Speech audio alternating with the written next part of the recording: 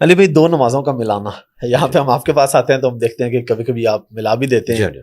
ایک تو ملانا کب ملانی چاہیے؟ بغیر عذر کے بھی ملا سکتے ہیں. اور اسی کے ساتھ ہی میں چلو میں سوال ایک دفعہ پوچھ لوں اور آپ ڈیٹیل میں جواب دے دیں. قصر نماز کی کیا حیثیت ہے، کتنے کلومیٹر کے بعد ہوگی، اور اگر اس وقت میں آپ کو جماعت مل رہی ہے تو افضل کیا ہے، پوری پڑھنا افضل ہے کہ قصر پڑھنا افضل ہے؟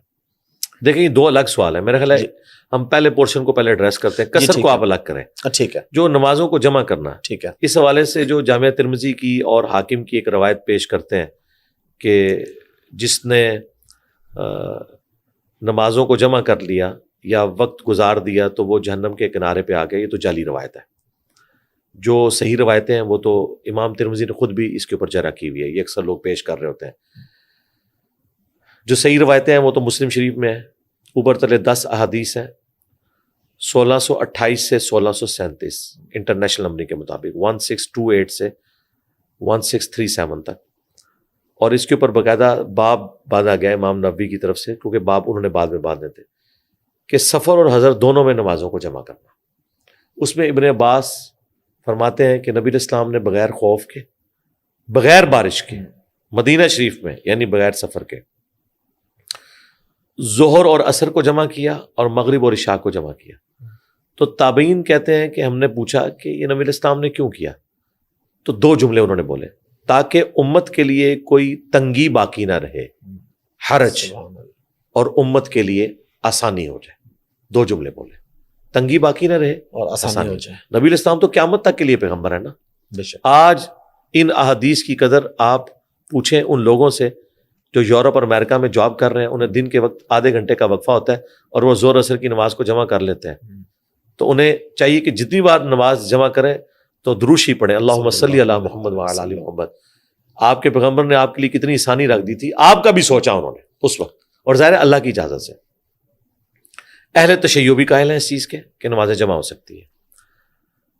البتہ حیران کن بات ہے کہ اہل تشیع کے ہاں نہج البلاغہ میں مولا علی کا ایک خط جو انہوں نے گورنروں کے نام لکھا، اس میں انہوں نے نماز کی تاکید کی تو 5 نمازوں کے الگ اوقات مینشن کیے. شیعہ کی کتاب نہج البلاغہ کے اندر. اچھا، ہم شیعہ علماء سے جب پوچھتے ہیں وہ کہتے ہیں ہم بھی یہی کہتے ہیں کہ افضل یہی ہے کہ الگ پڑھا جائے. ٹھیک ہے، لیکن جس طرح اہل سنت نے یہ ضد بنا لی ہوئی ہے کہ انہوں نے جمع کرنا چھوڑ دیا، ہم نے بھی علیحدہ پڑھنا چھوڑ دیا، ہم اس سنت کو سختی سے اڈاپٹ کیے ہوئے ہیں کہ ہم نے جمع کرنا ہی ہے. ہم کہتے ہیں کہ دونوں کے ہاں جمع کرنا بھی ہے اور افضل الگ وقت میں پڑھنا. ٹھیک ہے، اور یہ افضلیت اس شخص کے لیے ہے جس کے پاس ٹائم ہے. لیکن جس کے پاس ٹائم نہیں ہے یا کوئی مسافر ہے، مسافر تو ہمیشہ ہی نمازوں کو جمع کرے گا نا. اس کے علاوہ بھی یہ کہنا کہ مجبوری ہونا شرط ہے، بھائی جب ابن عباس یہ کہہ رہے تھے بغیر خوف کے، بغیر بارش کے، بغیر سفر کے، اب کتنے ایک یعنی بعض علماء غلو کا شکار ہیں، وہ کہتے ہیں جی انہوں نے بغیر خوف، بغیر بارش، بغیر سفر بولا ہے، بغیر مجبوری تو نہیں بولا. بھئی وہ یہی تو بتانا چاہ رہے تھے. اگر انہیں پتا ہوتا کہ آپ نے یہ پخ نکالنی ہے ابن عباس کو آج کے زمانے میں تو یہ بھی ساتھ بول دیتے. جب کوئی یہ بات کر رہا ہے وہ کیوں کر رہا ہے؟ ابن عباس فقیہ صحابی تھے، انہیں پتا تھا کہ بڑی بڑی یہ 3 وجوہات ہیں، خوف، بارش اور سفر، جس کی وجہ سے نمازیں بھی قصر ہوتی ہیں. سفر کے اندر نمازیں نبی الاسلام نے جمع کی ہیں، ایون جماعت بھی چھوڑی جا سکتی ہے. جو بخاری مسلم میں ہے کہ بارش میں تو نبی الاسلام اناؤنسمنٹ کرواتے تھے صلو فی الرحال، گھروں میں نماز پڑھو. سردیوں میں بھی گھروں میں نماز پڑھ لو، زیادہ سخت سردی ہو تو وہی بتانا چاہ رہے تھے. اور پھر آگے جملہ دیکھیں کہ امت کے لیے آسانی ہو جائے، کوئی تنگی باقی نہ رہے. اس زمانے میں بھی مسئلہ کھڑا ہوا تھا. ابن عباس ایک دفعہ درس دے رہے تھے، مغرب کا وقت داخل ہو گیا، انہوں نے درس کنٹینیو رکھا. ایک بندہ کھڑا ہوا، ان کا حضرت مغرب کی نماز پڑھائیں. ابن عباس نے کہا بیٹھ جاؤ. 2 بار 3 بار ان کو غصہ آ گیا. انہوں نے کہا تو مجھے سنت سکھائے گا؟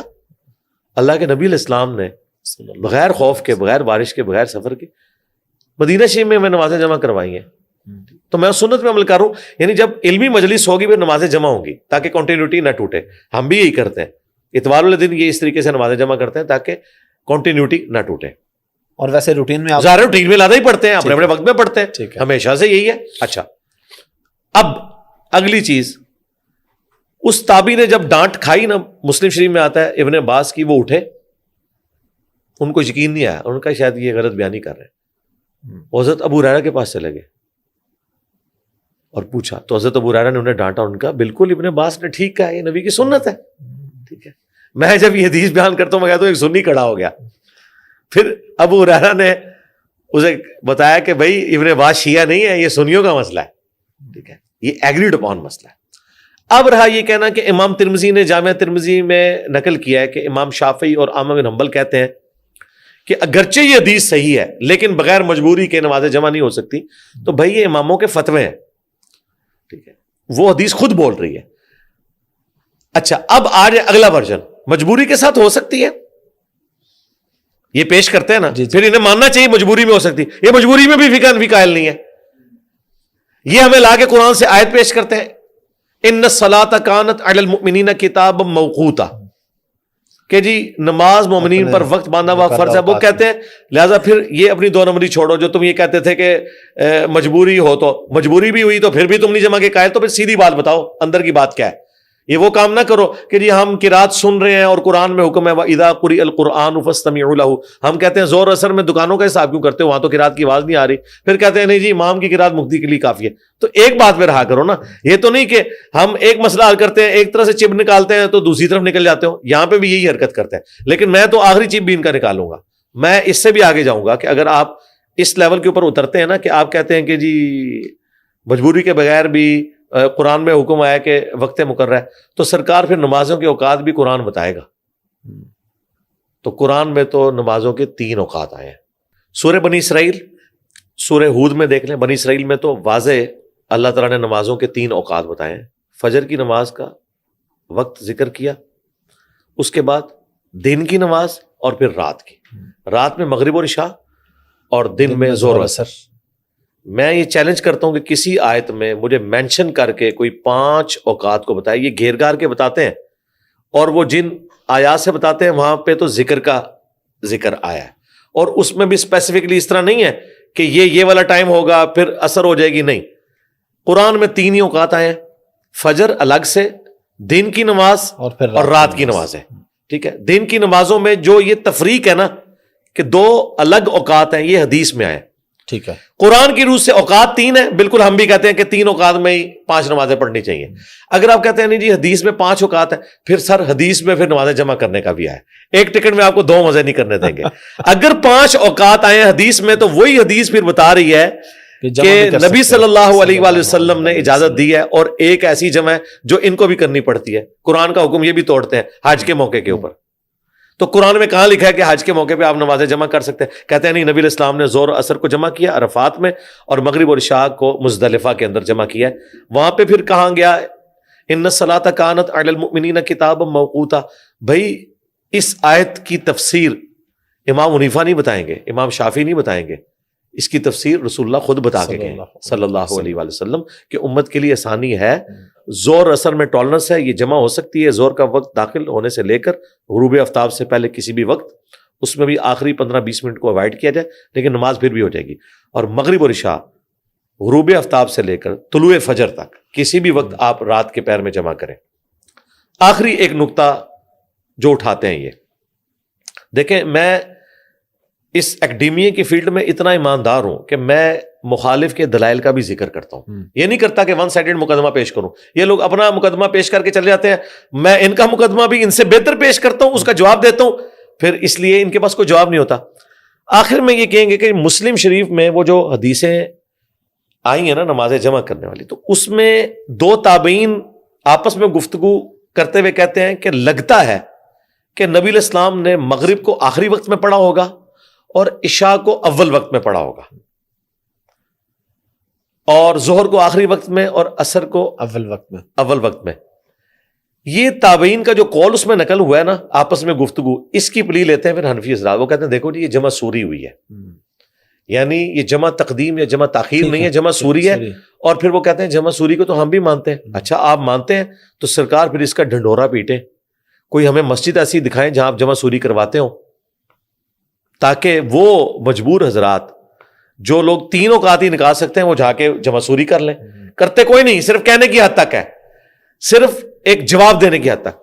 دوسری بات، یہ تابعین کا اپنا خدشہ ہے، ہمارے نزدیک یہ ان کا موقف غلط ہے. ٹھیک ہے، اس کی وجہ یہ ہے کہ جامعہ ترمذی میں باقاعدہ حدیث موجود ہے کہ نبی علیہ السلام نے جمع تقدیم بھی کی ہے، یعنی زور کے ساتھ اثر، جمع تاخیر بھی کی ہے اثر کے وقت میں جا کے زور اثر، ٹھیک ہے، اور جمع سوری بھی کی ہے۔ یہ تینوں طریقے کو امام ترمذی نے پوری تفصیل کے ساتھ لکھا، یہ سنت ہے۔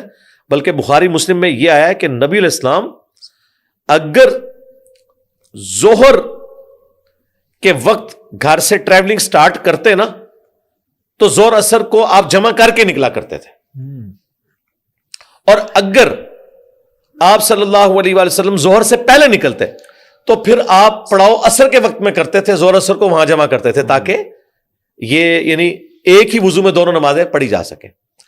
اب یہ کہنا کہ جو نبی علیہ السلام نے مسجد نبوی میں نمازوں کو جمع کیا، اس کا مطلب کوئی یہ بتا رہا ہے کہ نبی علیہ السلام نے پہلے مغرب کی اذان دلوائی، 1.5 گھنٹے بعد عشاء کا وقت داخل ہوتا ہے ایٹ لیسٹ عرب میں بھی اور یہاں سب کانٹیننٹ میں، پھر 1.5 گھنٹے انہیں کہا کہ میں امت کے لیے ثانی کرنے لگوں، تم 1.5 گھنٹے انتظار کرو، اور جب 10 منٹ رہ گئے عشاء کا وقت داخل ہونے تو کہا چلو مغرب پڑھو عشاء، تو یہ آسانی ہو رہی ہے، یہ تکلیف میں ڈالنے والی بات ہے، وہ 1.5 گھنٹہ آپ نے زندگی کا چھین لیا۔ آسانی امپلائڈ ہی اس کے اندر ہے کہ پورے اس پورشن میں کسی بھی وقت 2 نمازوں کو جمع کیا جائے۔ پھر اس زمانے میں تو آپ گھڑیاں بھی نہیں تھی، کون حساب لگا سکتا ہے کہ جی 6:18 پہ ہو رہی ہے مغرب اور عشاء ہونی ہے جی 7:00 پہ، لہذا 7 اتنے پہ آپ مغرب پڑھ، یہ ہو ہی نہیں سکتا۔ یہ ایک ٹالرنس ہے کہ زور کا وقت داخل ہوا، اب آپ کسی بھی وقت اندازے سے سینٹر میں کر لیں وہ سوری ہے، زور کے ساتھ ہی کر لیں وہ تقدیم ہے، اور عصر کے وقت میں کر لیں وہ تاخیر ہے۔ اس کا کوئی آپ بینچ مارک اس طرح کر ہی نہیں سکتے۔ اور مجھے بتائیے آسانی تو تبھی ہوگی نا جب آپ کو یہ اکویشن نہ لگوانی پڑے کہ آپ جس وقت اچھا ٹھیک ہے عصر کا وقت داخل ہوا ہے سواری روک لو، لیکن اگر آپ کو نہیں، اچھا یہ لوگ کہتے ہیں سفر میں بھی جو نبی صلی اللہ علیہ وسلم نے نمازیں جمع کی ہیں نا وہ جمع سوری کی ہے، یعنی آپ کے پاس کوئی گھڑی تھی کہ آپ بتاتے تھے جلدی جلدی بھائی روک لو 15 منٹ رہ گئے عصر کا وقت داخل ہونے میں، ہم اتنے منٹ میں گھوڑے باندھیں گے، یہ پاسبل ہی نہیں تھا اس زمانے میں، یہ بالکل جعلی مسئلہ بیان کر رہے ہیں، ایسا ہے ہی نہیں ہے۔ یہ تینوں طریقے سنت ہے، زور کے ساتھ اثر، سینٹر میں، اور آخری وقت آخر میں۔ اور اس کو سپورٹو وہ مسلم شریف کی حدیث ہے، وہ جو ایک عورت تھی جسے استحاضہ کا ایشو تھا، یعنی حیض کے بعد بھی خون آتا تھا، اس پہ غسل تو نہیں ہوتا لیکن وضو تو کرنا پڑتا ہے، تو نبی علیہ السلام نے اسے کہا تھا کہ تم زور آخری وقت میں اور اثر اول وقت میں پڑھ لیا کرو۔ یعنی بیمار عورت کو نبی السلام نے نمازیں جمع کرنے کا کہا ہے، اور اس میں جمع سوری پریفریبل ہے، ہم کہتے ہیں جمع سوری پریفریبل ہے کیونکہ اس میں کسی کا بھی اختلاف نہیں رہے گا۔ یعنی آج بھی حنفی یہ بات مانتے ہیں کہ جمع سوری کوئی کرے تو نماز اپنے وقت میں ادا کر رہا ہے، اگرچہ اول وقت میں نماز ادا کرنا افضل ہے، لیکن زور کوئی آخری وقت میں ادا کرے اور اثر کو اول وقت میں تو یہ جائز ہے۔ تو اگر کسی کو زیادہ وام ہے نا تو وہ جمع سوری کر لے، لیکن امت سے آپ یہ آسانی نہ چھینیں۔ تقدیم، تاخیر اور سوری ساری سنت ہے، اور یہ اس دور کے اندر تو اتنی بڑی نعمت ہے یورپ اور امریکہ کے لوگوں کے لیے، اور وہاں تو ویسے ہی وہ نہ صرف نمازوں کو جمع کریں گے بلکہ قصر بھی کر سکتے ہیں، کیونکہ سب ویز میں اپنے شہر سے 20-25 کلومیٹر سے زیادہ ہی وہ سفر کرتے ہیں، اور مسلم شریف میں 3 فرسخ یعنی 9 میل عربک مائل، وہ آلموسٹ 20 کلومیٹر بنتے ہیں، وہ نوٹیکل مائل کے قریب ہوتا ہے عربک مائل۔ یہ مائل کا لفظ جو ہے نا عربی سے انگریزی میں آیا ہوا ہے، پہلے ہم دنیا کے بادشاہ تھے نا، یہ میل کا لفظ مسلم شریف میں موجود ہے، یہ مائل بنا ہے ادھر آ کے۔ تو 20 کلومیٹر سے زیادہ اگر کوئی شہر سے باہر نکلتا ہے، اور بخاری شریف میں آئے کہ 19 دن کے اندر اندر اس کا قیام ہے، ٹھیک ہے، تو پھر وہ نمازوں کو قصر بھی کر سکتا ہے، نمازوں کو جمع بھی کر سکتا ہے۔ باقی جو اس میں جماعت والا ایشو ہے نا، مسافر سے جماعت والا معاملہ پھر ساکت ہو جائے گا، ظاہر ہے وہ آلریڈی ایک کیٹاسٹرافک کنڈیشن میں، ٹھیک ہے، تو اس کے لیے ضروری نہیں کہ جماعت کا اہتمام کرے۔ ایون عام ایک مقیم ہے وہ نمازوں کو جمع کرنا چاہتا ہے تو ظاہر ہے زور تو پڑے گا جماعت سے، اس کے بعد اثر اب نہیں پڑے گا نا۔ جماعت کیسے کروائے؟ یا تو پھر کسی کو کہے کہ 2 سنتیں تم نیت کرو میں ساتھ تمہارے کر لیتا ہوں، یا اور سولوشن میں نے دیا ہے کہ آپ ایک والی مسجد میں زور پڑھیں، 1.5 والی میں اثر کی نیت کر لیں زور والے امام کے پیچھے، یہ بھی جائز ہے۔ بخاری میں ہے، مسلم میں بھی، معاذ بن جبل کہتے ہیں کہ میں نبی علیہ السلام کے پیچھے عشاء کی نماز پڑھتا تھا، پھر اپنے گاؤں میں جا کے گاؤں والوں کی عشاء میں امامت کرواتا تھا۔ اس سے امام بخاری نے رزلٹ نکالا ہے کہ جو نفل والا متنفل ہے اس کے پیچھے فرض والے کی نماز درست ہے، اگر نفل والے کے پیچھے فرض والے کی نماز درست ہے تو فرض والے کے پیچھے دوسرے فرض والے کی نماز بھی درست ہوگی۔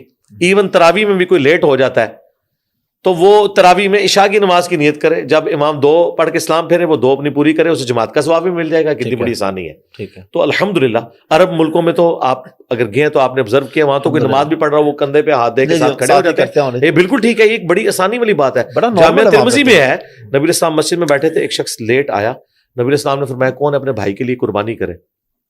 تو حضرت ابوبکر صدیق رضی اللہ تعالیٰ عنہ کھڑے ہوئے, ان کا میں قربانی کروں گا. تو آپ نے فرمایا اس کے ساتھ جماعت کرواؤ, تمہارے نفل ہو جائیں گے اس کے پیچھے, اس کے فرض ہو جائیں گے, اسے جماعت کا ثواب. یعنی جو بندہ نماز پڑھ چکا ہے وہ بھی اگر نفل پیچھے نیت کر لے تو جماعت کا ثواب مل جائے گا. تو جماعت کا ثواب ضائع نہیں کرنا چاہیے.